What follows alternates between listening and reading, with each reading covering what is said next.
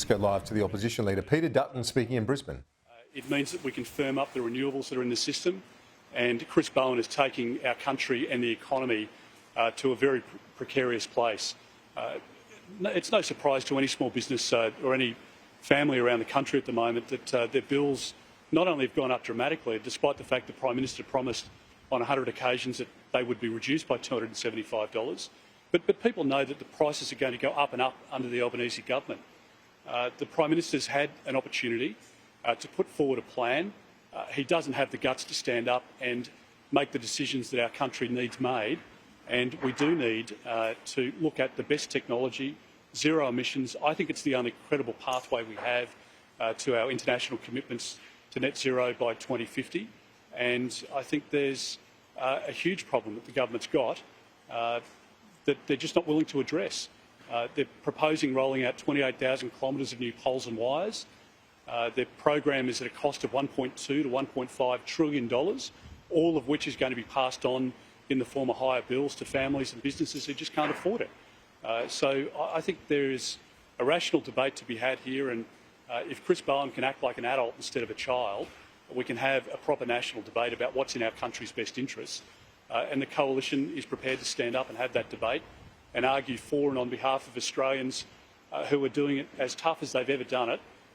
And life under Mr Albanese is going to get harder, not easier, over the coming years.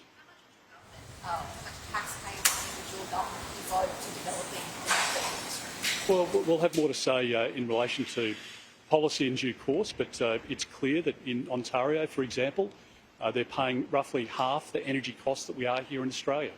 There are businesses moving to the United States who are utilising a baseload of nuclear energy there. They're paying 1/3 the cost that our businesses are paying here in Australia. So at the moment, the government's got us on this reckless path where the cost of everything is going up because the cost of energy is going up.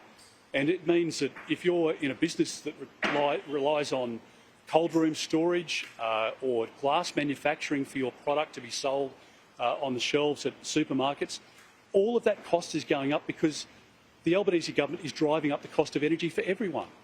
The cost of fertiliser, which is energy intensive, goes up under this government, and it's all passed on to consumers, and that's why you're getting less for every dollar you spend at the grocery or supermarket checkout.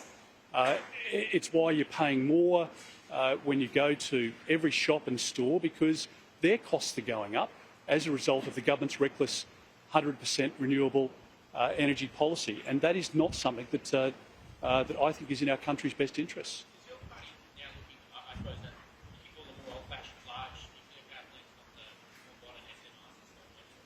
The latest technology is what we're looking at. So it's zero emissions.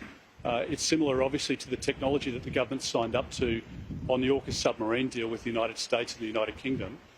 It means that we have a chance to reduce electricity prices. It means that we have the ability to have stability in the system, because at the moment there will be disruption. Every analyst points out the fact that the path the government has us on at the moment is not just going to result in higher prices, but more likelihood of blackouts and brownouts. And for a lot of businesses, they can't afford that disruption to their energy supply. And ultimately, they move overseas. They import the product back to Australia at a higher cost. It means that there are higher emissions. It means that we're an unreliable partner or an investment destination. I think when people think about what Chris Bowen and Anthony Albanese have signed us up to here, your power bills are going to go through the roof under Anthony Albanese. We need to find a way to bring power prices down. We need to make sure that electricity is stable. And at the moment, the government's blind approach to their energy policy is just forcing up the prices of everyday goods.